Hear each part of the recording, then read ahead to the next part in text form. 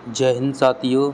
यह रस की दूसरी भी क्लास है जो कि आपके लिए बहुत ही महत्वपूर्ण है, क्योंकि मैंने इस प्रकार से इसमें रसों को सजाया हुआ है जो कि यहाँ से आपका एक भी उदाहरण छूट नहीं पाएगा। मेरी गारंटी है, क्योंकि यह क्लास आप एंड तक देखें, क्योंकि जो आपके एग्ज़ाम में अभी तक जितने उदाहरण पूछे गए हैं उन सभी को मैंने इस वीडियो में लिया हुआ है, क्योंकि यह वीडियो आपके लिए बहुत ही महत्वपूर्ण होने वाली है। इस वीडियो को एंड तक बने रहें। वीडियो अच्छी लगे तो लाइक करके ही जाना। श्रृंगार रस। श्रृंगार रस, श्रृंगार रस, इसे रसों का सम्राट भी कहा जाता है। इसे रसों का सम्राट भी कहा जाता है, क्योंकि श्रृंगार रस रसों का सम्राट क्यों कहा जाता है? क्योंकि इसी से सभी रस निकले हुए हैं, ऐसा प्रतीत होता है। क्योंकि ये एक ऐसा रस है, संयोग और वियोग इसके दो क्या हैं, भेद माने गए हैं। यानी संयोग जिसके मिलन हो और वियोग जो दूर हो, इस प्रकार से ये सभी अलग और संयोग करके बनाया गया है। तो इस प्रकार से इन रसों को क्या है, इस रस को सम्राट भी कहा जाता है। तो आपको एक प्रश्न यहीं से बनता है, किसे रसों का सम्राट भी कहा जाता है? तो श्रृंगार रस को रसों का सम्राट भी कहा जाता है। तो ध्यान रखना, इसे रसों का क्या कहा जाता है? सम्राट भी कहा जाता है। बिहारी दास को श्रृंगार रस का कवि कहा जाता है। तो पूछा भी जाता है, श्रृंगार रस का कवि किसे माना जाता है? तो आपको ऑप्शन दिए जाएंगे 4, तो आपको सही टिक क्या करना है? बिहारी दास को श्रृंगार रस का कवि माना जाता है। श्रृंगार रस के कितने भेद माने गए हैं? 2। ध्यान रखना, बहुत ही महत्वपूर्ण है। एक तो संयोग श्रृंगार रस, एक है वियोग श्रृंगार रस। संयोग श्रृंगार रस नंबर 1 संयोग श्रृंगार रस, जहाँ मैंने आपको पहले ही बता दिया है, यानी जहाँ पर नायक और नायिका यानी कोई एक तो होता है पुरुष, एक होता है महिला का मिलन हो, वहाँ संयोग श्रृंगार रस होता है। यानी दोनों आपस में क्या हो, मिलन हो, या किसी के प्रेम भाव का क्या हो, प्रेम भाव हो, वहाँ क्या है, संयोग श्रृंगार रस होता है। इसके जो उदाहरण है इनको हम देखते हैं, क्योंकि यहाँ से सभी जो मेन जो टॉपिक है एग्जाम्पल का है, क्योंकि ज़्यादातर से जो एग्जाम्पल दिए जाते हैं जो कि आपको वहाँ से पूछा जाता है कि इसमें कौन सा रस है। जैसे बतरस लालच लाल की मुरली धरी लुकाया, सो करें बहुनु हसें दैन कह नट जाए। यानी जहाँ पे जो राधा हैं जो कि कृष्ण की मुरली चुराकर आँखों में बता रही हैं, तो इस प्रकार से यहाँ पे क्या है, प्रेम भाव इसमें दर्शाया हुआ है। तो यहाँ पे क्या है, संयोग श्रृंगार रस होता है। आपको केवल इन्हीं उदाहरणों को, भले ही आपको अर्थ नहीं आता हो, केवल आप इनका क्या है, इन जो मैंने यहाँ पे उदाहरण लिए हुए हैं, आप केवल इन्हीं को याद कर लेना। 100% मैं गारंटी देता हूँ, यहीं से आपका जो जितने उदाहरण हैं वो यहीं से पसने वाले हैं। एक जो उदाहरण है, तरनी तनुजा तटतमाल तरुबर बहु छाए, जखे पूर सो जल परसन हित मनु स्वाय। इस प्रकार से एक उदाहरण ये है, कंकड़ किक्किड़ नुपुर धुनी सुनी कहत लखन सन राम हृदय गुनी। इस प्रकार से इनको सभी को याद रखना है। वहीं चौथा है, जब पहुंची चपला बीच धार छिप गया चांदनी का कगार। तो इस प्रकार से इन सभी उदाहरणों को आपको याद ही करना है। इसका जो अर्थ है वो आपको नहीं करना, क्योंकि यहाँ से जो सभी फंसेंगे, उदाहरण ही फंसेंगे, इसलिए मैंने सभी उदाहरणों के यहाँ महत्वपूर्ण लिया है। वहीं जैसे 5वां जो उदाहरण है, ज्यों ज्यों लगती है नाव पार उर्मे आलोकित सत विचार। इसी प्रकार जो जो नाव पार लगती है उसी प्रकार क्या होता है, सत्य का विचार होता है, आलोकित यानी जो प्रकाशित होता है। इस प्रकार से सभी जो उदाहरण है बहुत ही महत्वपूर्ण है संयोग श्रृंगार रस के। आपको कहीं पर ये सभी इतने उदाहरण नहीं मिलेंगे, इसलिए मैंने यह वीडियो आपके लिए बहुत ही इम्पोर्टेंट बनाई है। मैं इसलिए अर्थ नहीं कर रहा हूँ क्योंकि यह वीडियो बहुत ज़्यादा लंबी हो जाएगी तो आपको बोरिंग लगेगा, इसलिए मैं आपको जल्दी बताता चलता हूँ। इसलिए आपको केवल उदाहरण ही याद करना है। तो ये ध्यान रखना ये किस रस का उदाहरण है। वहीं हम नंबर 2 पर आते हैं, वियोग श्रृंगार रस। वियोग श्रृंगार रस यानी जहाँ पर नायक एवं नायिका यानी पुरुष और महिला में दुख जताने का भाव प्रकट हो या अलग हो, यानी वहाँ पर क्या हो, संयोग होता है। यहाँ पर क्या है, दोनों में नायक और नायिका में क्या अलग होने का भाव प्रकट हो या दुख जताने का भाव प्रकट हो, वहाँ पर वियोग श्रृंगार रस होता है। इसका जो उदाहरण है, जैसे निस्दिन बरसत नैन हमारे सदा रहित पावस ऋतु हम पे तब ते श्याम सितारे। यानी जो राधा हैं रो रो कर यानी नैन बरसा बरसा कर कह रही हैं जो कि पावस ऋतु हम पे तब से श्याम सितारे, यानी जब जो श्याम हैं हम पे ज़्यादा रो रो के बता रही हैं कि अपने आंसुओं से यानी बिलख बिलख के, जिससे पहचान हो रही है कि यहाँ क्या है, वियोग श्रृंगार रस है, कि यहाँ पे क्या हो रहा है, वियोग हो रहा है। इसी प्रकार से हमें पहचान करनी है, इसी प्रकार से हमें पहचान करनी है क्या पढ़कर, इसके उदाहरणों को समझ कर। जैसे हे खग हे मृग मधुकर तुमने देखी सीता मृग नैनी, इसी प्रकार से क्या है, नैनों से बता रही हैं कि हे खग हे मृग मधुकर तुमने देखी सीता मृग नैनी, यानी अपना दुख व्यक्त कर कर जो कि राधा कह रही हैं, यानी यहाँ कह रही हैं कि हे खग हे मृग मधुकर तुमने देखी सीता मृग नैनी, यानी जब सीता का हरण कर लेता है तो जो राम हैं जब ढूंढते हैं, तो इसी प्रकार से यहाँ पर क्या है, सीता का क्या है, विचार कर रहे हैं। हे खग हे मृग मधुकर तुमने देखी सीता मृग नैनी। इसी प्रकार से तीसरा जो उदाहरण है, मेरे तो गिरधर गोपाल दूसरा ना कोई जाके सिर मोर मुकुट मेरा पति सोए, यानी यहाँ पे राधा कह रही हैं मेरा तो कोई और दूसरा नहीं है, यानी दुख जता रही हैं मेरा कोई दूसरा प्रेमी नहीं है, मेरे तो कौन है, केवल गोपाल हैं, यानी जाके सिर मोर मुकुट मेरा पति सोए, यानी मेरे पति जैसा कोई है ही नहीं है। इसी प्रकार से चौथा जो उदाहरण है, ऊधो मोए ब्रज बिसत नाही असुता की सुंदर कगरी और ध्रुम की छाई। पांचवा जो उदाहरण है, अखियाँ हरि दर्शन की भूखी कैसे रहे रूप रस नाची ए बतियाँ सुनी रूखी। उसी प्रकार से छठा उदाहरण है, मुझे फूल मत मारो मैं अबला वाला वियोगनी कुछ तो दया विचारो। इसी प्रकार सातवां जो उदाहरण है, बिन गोपाल बैरनी बही कूंजे तब ये लता लगती अति शीतल अब बही विषम ज्वाल की पूंजे। इसी प्रकार इन सभी उदाहरणों को आप याद रखना है कि ये किसके उदाहरण हैं, वियोग श्रृंगार रस के उदाहरण हैं। किसके उदाहरण हैं, वियोग श्रृंगार रस के। वहाँ पर हमने जो सभी पढ़े थे संयोग श्रृंगार रस के हैं, तो यहाँ पे ये क्या है, वियोग, यानी इसमें क्या है, सभी को अलग भाव यानी दुख व्यक्त किया जाता है। इसी प्रकार से यहाँ पे किसके उदाहरण हैं, वियोग श्रृंगार रस के उदाहरण हैं। वहीं हास्य को हमें कैसे पहचानना है, सबसे पहले हम इसका क्या है, डेफिनेशन यानी परिभाषा को पढ़ते हैं। जैसे जहाँ पर किसी पंक्ति को पढ़कर मन में हंसी के जो भाव उत्पन्न होते हैं वहाँ पर हास्य रस होता है। इसका स्थायी भाव क्या होता है, हास्य होता है। सबसे पहले मैं आपको ये बता दूं, यूपी पुलिस में क्या पूछा जाता है, केवल जो पूछा जाएगा क्या पूछा जाएगा, स्थायी भाव। स्थायी भाव जो पूछा जाता है केवल स्थायी भाव, ये किसका स्थायी भाव है, यानी हास्य रस का स्थायी भाव क्या है, श्रृंगार रस का स्थायी भाव क्या है, रौद्र रस का स्थायी भाव क्या है। इस प्रकार से स्थायी भाव पूछे इनके जाते हैं, तो आप उनका ध्यान रखना है। स्थायी भावों को मेन जो टॉपिक है स्थायी भाव, आपने अगर क्लास नहीं देखी है पहली क्लास रसों की, तो इसकी डिस्क्रिप्शन में लिंक दी हुई है, उस लिंक पर जाकर क्लिक कर पहली क्लास को देखें। वहाँ सभी स्थायी भावों को और जो मैंने रसों के जो अंग हैं उनको अच्छे से मैंने समझाया है, उनको अच्छे से पहले पढ़ो, जब इस दूसरी क्लास को अच्छे से लो।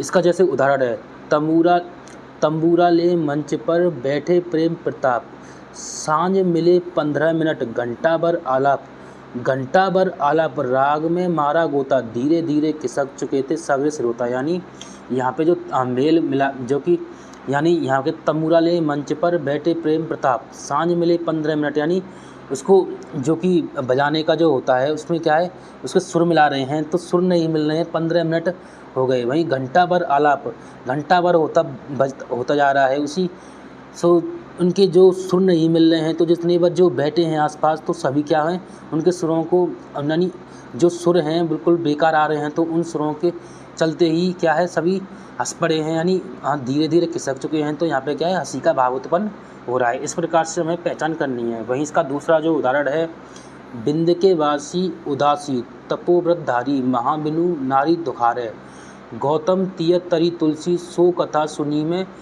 मुनि वृंद सुखारे, हे शिला सब चंद्रमुखी परसे पदल मंजुल कंज त्यारे, किन्हीं बली रघुनायक जू करुणा करी कानन को पंगु धारे।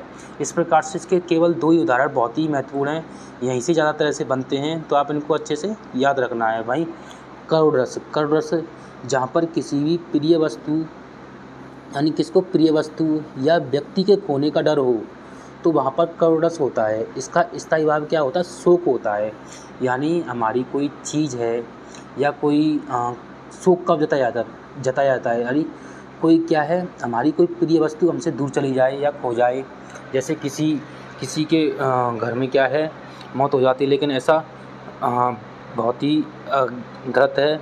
लेकिन एक मैं उदाहरण के तौर पर बता रहा हूँ, तो इसमें क्या शोक को जताया जाता है। इसी प्रकार से हमें पंक्ति में पहचान करना है। जैसे यहाँ पे हो गया हाय, हाय किसके लिए होता है, शोक के लिए। तो आपको सीधे सीधे पंक्ति में पहचानना है इससे। तो यहाँ कौन सा रस होगा, करुण रस होता है। तो इसका स्थायी भाव पूछा जाए तो क्या होता है, शोक होता है। महत्वपूर्ण है पुलिस वालों के लिए, जो यूपीपीपी की तैयारी कर रहे हैं, ये उनके लिए बहुत ही महत्वपूर्ण है। उनको स्थायी भाव ही याद रखना है, क्योंकि उनके जो एग्जाम में ज़्यादातर स्थायी भाव ही पूछे जाते हैं। जैसे अब इसके उदाहरण देखते हैं। हाय राम हम कैसे झेलें अपनी लज्जा अपना शोक, चला गया हमारे हाथों अपना राष्ट्रपिता परलोक। यानी यहाँ पे महात्मा जो गांधी जी हैं, हमारे राष्ट्रपिता हैं, तो उनके लिए क्या है, शोक जताया जाता है। इस प्रकार से हमें पहचान करनी है। तो इसमें कौन सा रस है, करुण रस है। उसी प्रकार दूसरा जो उदाहरण है, देखो ना भैया मुझे इस भांति आकर के हाँ मझधार में मुझको बहाकर तात जाते हो कहाँ। आपको पहचानी हो गई। यानी यहाँ पे क्या शोक जताया जा रहा है एक भैया के लिए। तो यानी किसी को क्या है, मझधार में बहकर क्या है, शोक जताया जा रहा है। इस प्रकार से हमें पहचान करनी है, केवल क्या है, शोक से पहचान करनी है। वहीं प्रिय पति वह मेरा प्राण प्यारा कहाँ है, दुख जलनिधि डूबो का सारा कहाँ है। यानी यहाँ बोल सकते हैं कि राधा कृष्ण के लिए एक किस में डूबी हुई है, शोक में डूबी हुई हैं। तो पूछ रही है सखियों से, मेरा प्राण प्यारा कहाँ है, दुख जलनिधि डूबो का सारा कहाँ है। इस प्रकार से हमें किसी भी पंक्ति को पढ़कर ही आपको पता चल जाएगा कि कौन सा रस है।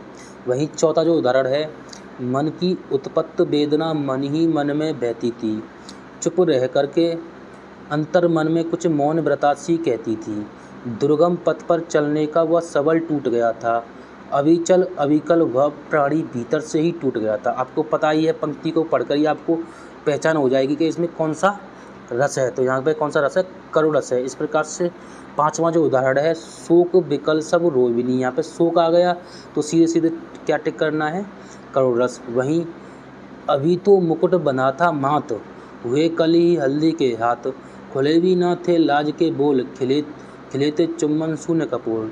आपको पता ही चल गया, यानी मुकुट बना था तो यहाँ पे क्या है, मौत से संबंधित है। क्या है, मौत हो गई, अभी हल्दी के हाथ हुए थे, तो आपको पता चल गया यहाँ पे क्या शोक जताया जा रहा है। तो इस प्रकार से हमें पहचान करनी है कि इसमें कौन सा रस है। वहीं हम आगे चलते हैं, वीर रस। वीर का मतलब होता है उत्साह, किसी व्यक्ति के अंदर क्या है, उत्साह भावना जागृत होना। जैसे पहले इसकी परिभाषा को समझें, क्योंकि परिभाषा समझना आपके लिए बहुत ही महत्वपूर्ण है, क्योंकि परिभाषा से जो प्रश्न बनते हैं बहुत ही महत्वपूर्ण बनते हैं। जैसे जहाँ पर किसी पंक्ति को पढ़कर मन में जो उत्साह का भाव उत्पन्न होता है, वहाँ पर वीर रस होता है। इसका स्थायी भाव क्या होता है, उत्साह होता है। जैसे वीर रस के कवि भूषण और रामधारी सिंह दिनकर को माना जाता है। आपको महत्वपूर्ण 2 पॉइंट रखने हैं। सबसे पहले आपको ये रखना है, इसका स्थायी भाव क्या है, उत्साह। दूसरा जो महत्वपूर्ण पॉइंट रखना है, वीर रस के जो कवि कौन कौन माने जाते हैं। एक तो भूषण हैं, कौन भूषण, एक है रामधारी सिंह दिनकर, बहुत ही महत्वपूर्ण है ये आपके लिए। भूषण जी को याद रखना है और रामधारी सिंह दिनकर को याद रखना है, वीर रस के कवि माने जाते हैं। और वहाँ पर सरंगा रस में किसे माना जाता है, बिहारीदास को। इन दोनों को आप याद रखना है। उदाहरण पढ़ते हैं, जैसे रणबी चौकड़ी भर भर कर चेतक बन गया निराला था, राणा प्रताप के घोड़े का पड़ गया हवा से पाला था। आपको पता है ये पंक्ति क्यों बनाई गई है। जब महाराजा जो राणा प्रताप थे, जो महाराजा राणा प्रताप थे, जब अकबर की सेना उनके पीछे भाग रही थी, तब जो उनका घोड़ा था किसे पार कर गया था, एक 17 फीट करीब या 18 फीट के करीब बताते हैं, तो उस नाले को पार कर गया था। आप किसी को पता हो तो कमेंट बॉक्स में ज़रूर बताएं। यानी उस नाले को पार कर गया था, इसलिए उनके घोड़े को इसलिए बताया जाता था कि रणबी चौकड़ी भर भर कर चेतक बन गया ना था, राणा प्रताप के घोड़े का पड़ गया हवा से पला था। यानी इतनी तेज़ इसकी रफ्तार थी, को कोई पकड़ ही नहीं पाया। और उन्होंने महाराजा प्रताप थे, उनको जीवित ही जंगलों में सुरक्षित छोड़ा और खुद ही अपनी जान गंवा दी। इस प्रकार से आप इन उदाहरणों को याद रखना है। ज़्यादा उदाहरण नहीं है, बहुत ही कम उदाहरण हैं, इनसे ही आपको प्रश्न पूछे जाएंगे। जैसे वीर तुम बढ़े चलो, धीर तुम बढ़े चलो, सामने पहाड़ हो कि सिंह की धाड़ हो, तुम कभी रुको नहीं, तुम कभी झुको नहीं। इस प्रकार से आपको पता ही है इसमें कौन सा रस है, वीर रस है। वहीं साजी चतुरंग सैन अंग में उमंग धारी सर्जा शिवाजी जंग जीतन चलत है, यानी जंग जीत रहे हैं तो इसमें क्या है, वीर रस है, उत्साह की भावना है। तो इस प्रकार से आपको वीर रस का उदाहरण याद रखना है। वहीं हम पढ़ते हैं पाँचवा नंबर कौन सा, रौद्र रस। जहाँ पर किसी भी पंक्ति में व्यक्ति के द्वारा अपमानित किए जाने पर मन में जो क्रोध के भाव उत्पन्न होते हैं वहाँ पर रौद्र रस होता है। इसका स्थायी भाव क्या होता है, क्रोध। इसका स्थायी भाव क्या है, क्रोध है। तो आपको क्रोध को याद रखना है कि रौद्र रस का स्थायी भाव क्या है, क्रोध है। अब इसके उदाहरण देखते हैं। जैसे उसकाल मानो क्रोध से तन कांपने उसका लगा, मानो हवा के झोंके से सोता हुआ सागर जगा। इस सबसे जो महत्वपूर्ण बता दें, इसके जो उदाहरण में है ज़्यादातर तो क्रोध ज़्यादा मिल जाएगा। क्या मिल जाएगा, क्रोध। इसी प्रकार से आपको ध्यान रखना है कि क्रोध कहाँ पर है, क्रोध मिलेगा। तो यहाँ पे कौन सा रस होगा, आपको पता ही है, रौद्र रस होगा। इसी प्रकार से आगे जो दूसरा उदाहरण है, जैसे श्री कृष्ण के सुन वचन पंडित क्षोभ से जनने लगे, सब सील अपना भूल कर करतल युगल मलने लगे, संसार देख अब हमारे शत्रु रण में मृत पड़े, करते हुए यह घोषणा वे गए हुट कर खड़े। इस प्रकार से यहाँ पे कौन सा है, रौद्र रस है। इसका स्थायी भाव क्या होता है, क्रोध होता है। जब रौद्र रस का स्थायी भाव क्या है, क्रोध है, तो यहाँ कृष्ण अतकाएँ खड़े होकर क्या है, क्रोध की भावना प्रकट कर रहे हैं। तो यहाँ पे क्या है, क्रोध प्रकट कर रहे हैं। तो क्या हम यहाँ पे सिंपल सा क्या होगा, रौद्र रस होगा। वहीं बोरो सबे रघुवंश कुठार की धार में, बारन बाजी सरतही, बान की वायु उड़ान के लक्ष्य, करो अरिहा समर्थई। इस प्रकार से हमें पहचान करनी है कि यहाँ पे कौन सा रस है, रौद्र रस है। रौद्र रस क्या, वो हमने उदाहरण पढ़ लिए हैं। और हमारा है नंबर 6, जहाँ पर किसी भी पंक्ति को पढ़कर, यानी कौन सा है, अद्भुत रस। कौन सा है, अद्भुत रस, यानी जहाँ पर किसी भी पंक्ति को, जहाँ पर किसी भी विचित्र चीज़ को देखकर मन में जो विस्मय का भाव उत्पन्न होता है, यानी अचानक कोई हमारे सामने ऐसी चीज़ आ जाए जो हमने आज तक कभी देखी नहीं हो, तो उसे क्या कहते हैं, विचित्र चीज़ हो गई। तो इस प्रकार से हमें पहचान करनी है, मन में जो क्या होता है, विस्मय के भाव उत्पन्न होते हैं। यानी बहुत सारे हमारे जो अंदर है, किसी चीज़ को देखकर तो हमारे अंदर क्या है, भाव उत्पन्न होते हैं। तो वहाँ पर कौन सा रस होता है, अद्भुत होता है। कि क्या होगा, अद्भुत, हमारे अंदर क्या होगा, अद्भुत भाव उत्पन्न हो गए। तो वहाँ पर कौन सा रस होता है, अद्भुत होता है। इसका स्थायी भाव क्या होता है, या तो विस्मय होता है या आश्चर्य होता है, ये दोनों होते हैं। तो आपको ऑप्शन दिया हुआ है, या तो विस्मय या आश्चर्य, या फिर दोनों दिए हुए हैं, तो दोनों करना है। तो इम्पोर्टेंट है, तो ध्यान रखना है। इसका जो कि स्थायी भाव क्या होता है, विस्मय या आश्चर्य होता है। इसका जो उदाहरण है, देख यशोदा शिशु के मुख में सकल विश्व की माया, क्षण भरकर को बनी अचेतन, हिल न सकी कोमल काया। यानी यशोदा है, जो बच्चा है, उसके जो मुंह में जब कृष्ण ने मुंह फाड़ा था, उसके जो सारी पृथ्वी उनके मुंह में दिखाई गई थी। तो ये पंक्ति उन्हीं के आधार पर बनाई गई है। तो इस प्रकार क्या है, विचित्र चीज़ देखकर यशोदा यहाँ पे क्या है, अचेतन, यानी एकदम अचंभे में पड़ गई। इस प्रकार से ध्यान रखना है। तो यहाँ पे क्या अद्भुत है। जैसे अखिल भवन चर अचर सब, हरि मुख में लकी चकित, वही गद गद बचन विकसित दर्ग प्रकातु। वहीं क्या है, हरि मुख में लकी चकित। वहाँ पे क्या है, क्या हो गया, यहाँ पे अद्भुत रस हो गया। क्या भाई, यहाँ पे क्या है, अद्भुत रस। इसका स्थायी भाव क्या है, विस्मय आश्चर्य होता है। ध्यान रखना है। एक उदाहरण यह है, केशव कहीं न जाई का। आपको केवल उदाहरण को याद करना है कि ये किस रस का है। तो इस प्रकार से मैंने बहुत ही महत्वपूर्ण उदाहरण लिए हैं जो आपके एग्ज़ाम में यहीं से फंसने वाले हैं। आप इनको या तो किसी नोटबुक में इनको लिख लीजिए, जो क्रम बाई क्रम जो मैंने बनाया इसी प्रकार से, क्योंकि ये याद रह जाएंगे। केशव कहीं न जाई का, कहिए देखत तब रचना विचित्र, आती समुझी मन ही मन रहाए। मन ही मन रही है, यानी मन ही मन रही है। एक चौथा उदाहरण है, राग है कि रूप है कि रस है कि जस है कि तन है कि मन है कि प्राण है कि प्यारी है। यहाँ पे क्या है, अचंभव में है, क्या विचित्र है। तो यहाँ पे कौन सा रस होगा, अद्भुत रस होगा। और नंबर 7 है भयानक रस। भयानक यानी किसी भयानक वस्तु को देखकर क्या है, भयानक, किसी हम भयानक दृश्य को देख लें या कोई भयानक चीज़ को देख लें तो हमारे अंदर क्या है, भाव, जो भाव की परिकल्पना क्या होती है, व्यक्त होती है। यानी किसी भी भयानक दृश्य को देखकर मन में जो उत्पन्न भय की परिक्रिया अवस्था को भयानक रस कहते हैं।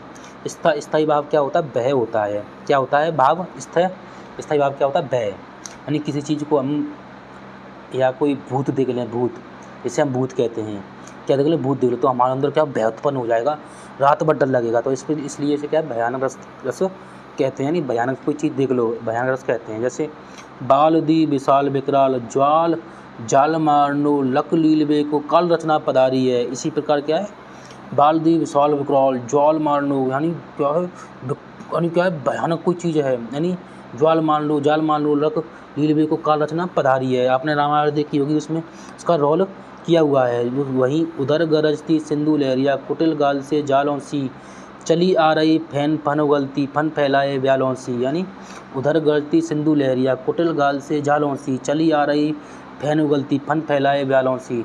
जो कि लहरें बहुत ज़्यादा मात्रा में चली आ रही हैं, जो लहरें यानी बहुत ज़्यादा अपनी लहरों को क्या है, फन यानी सांप की तरह फन फैलाए चली आ रही हैं।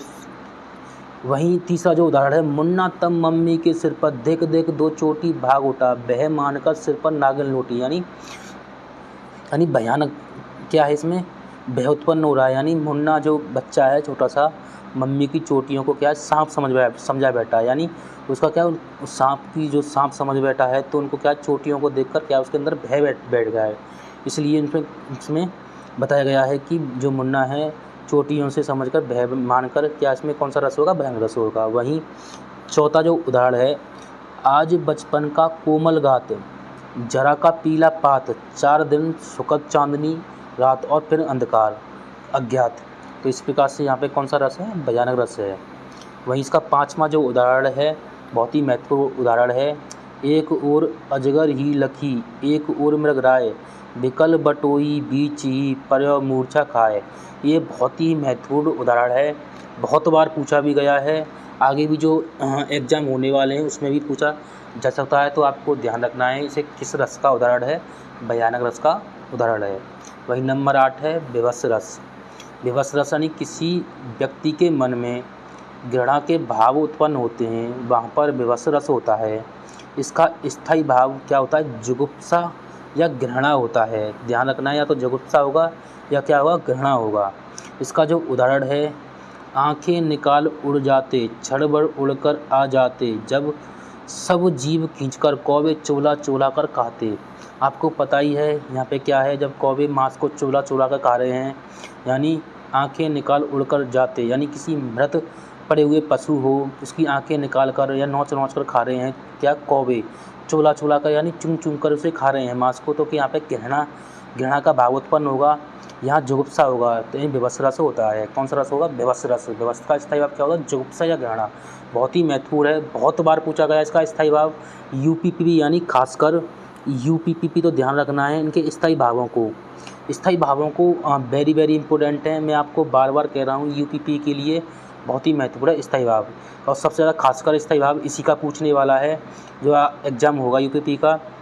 अभी इसकी डेट पता नहीं है फिक्स कब होगा, लेकिन आपके लिए बहुत ही महत्वपूर्ण है। जैसे आंखें निकाल उड़ जाते क्षण भर उड़कर आ जाते सब जीव खींचकर कौवे चोला चोला कर। जिसके जो पहचान कैसे करनी है हमें, इनके जो सभी उदाहरण हैं, या तो इसमें क्या है, किसी को मांस की बात की गई होगी या किसी को घृणा की बात की गई, तो आपको वहीं से पहचान हो जाएगी कि इसमें कौन सा रस है? विवश रस है। वहीं जैसे जहाँ तहाँ मज्जा मांस रुचि, यहाँ पे भी क्या है, मांस की बात हो गई, तो आप सीधे पहचान लेंगे कौन सा रस है, इसमें कौन सा रस है,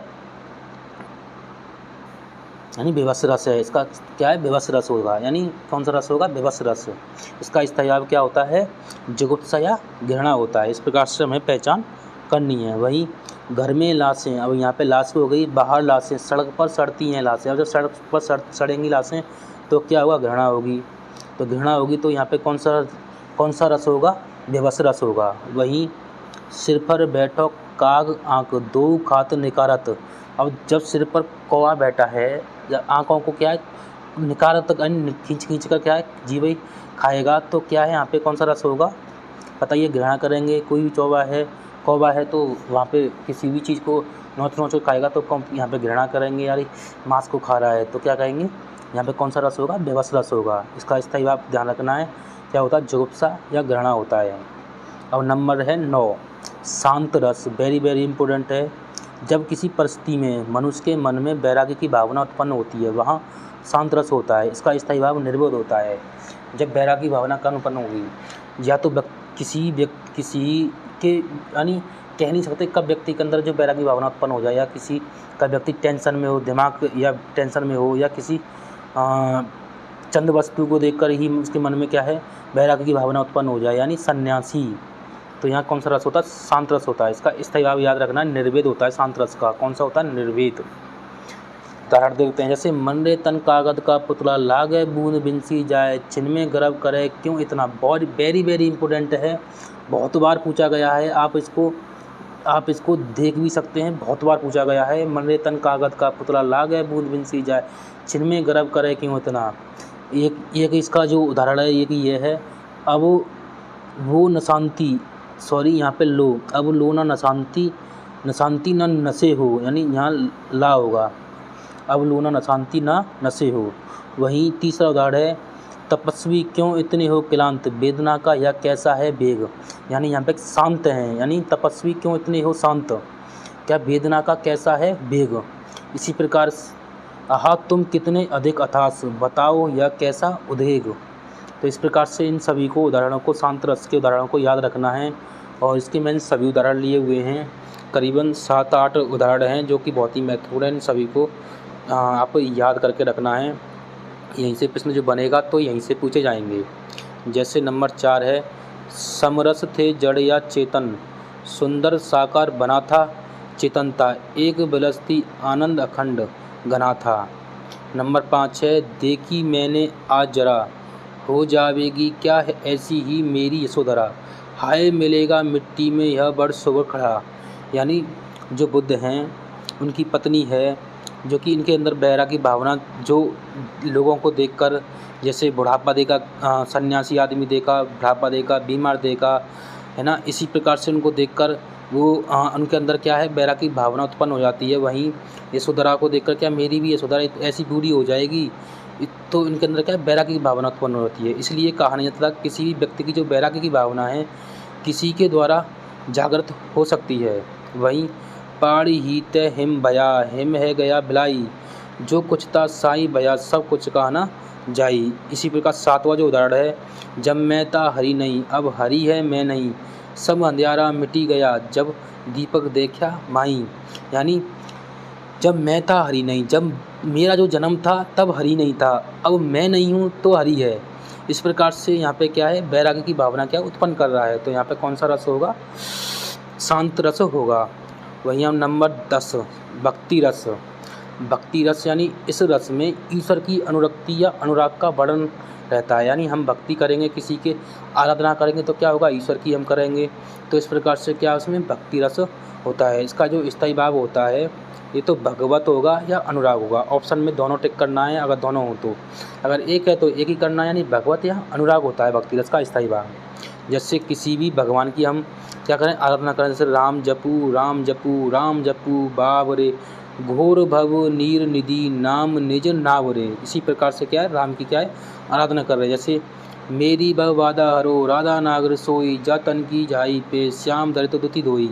वहाँ क्या है राधा और श्याम की क्या है आराधना की जा रही है। वहीं मन पचतय है अवसर बीतय, दुर्लभ दे हरिपद भजू, कर्म वचन अरु नीके। इसी प्रकार से हमें उदाहरणों को याद करके रखना है। वहीं नंबर 11वां नंबर है, अब ये लास्ट है जो कि 11वां रस है, बहुत ही महत्वपूर्ण है। ये भी आपको याद रखना है और इसकी ट्रिक में मैं बताऊंगा कैसे आपको पहचानना है। जहाँ पर किसी भी बालक की किरणा को देखकर, यानी बालक जो है उसकी जो बालक की जो किरणाएँ हैं यानी बचपन है, वो बच्चा कैसे जो अपने अंदर जो उत्पन्न कर रहा है, कैसी भावनाएं उसके अंदर उत्पन्न हो रही हैं, मन में जो उत्पन्न हो रही हैं, तो वहाँ पे हमें पहचान करनी है किसकी वात्सल्य रस की। वात्सल्य रस का जो स्थायी भाव होता है या तो वात्सल्य होगा या स्नेह होगा।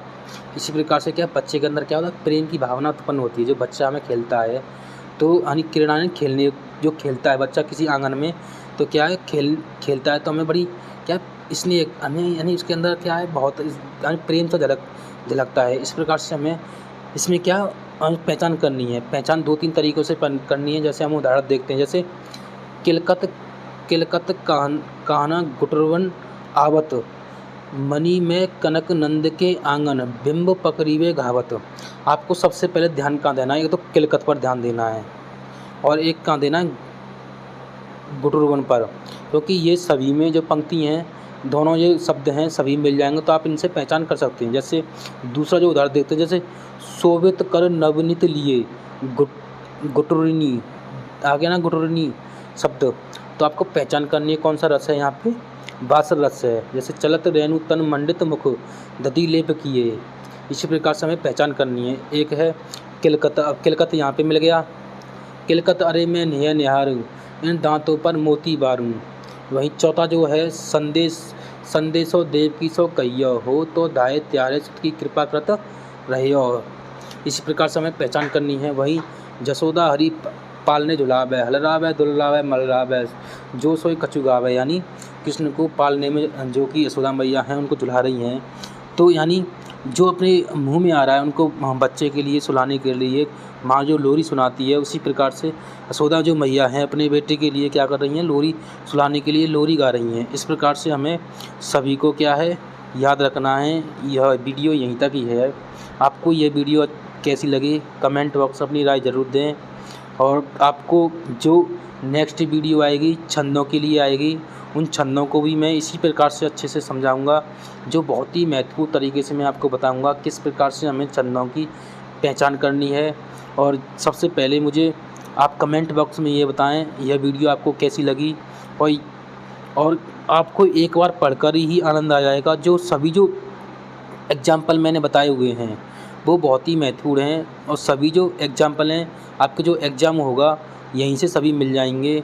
वीडियो अच्छी लगे पर लाइक ज़रूर करना, चैनल पर भी नए हैं इसी प्रकार वीडियो देखने के लिए चैनल को सब्सक्राइब करना और बेल आइकन को भी ऑन करके रखना, जिससे जो नई वीडियो जो आएगी तो उसका नोटिफिकेशन आपके पास सबसे पहले पहुंच सके। जय हिंद, जय भारत।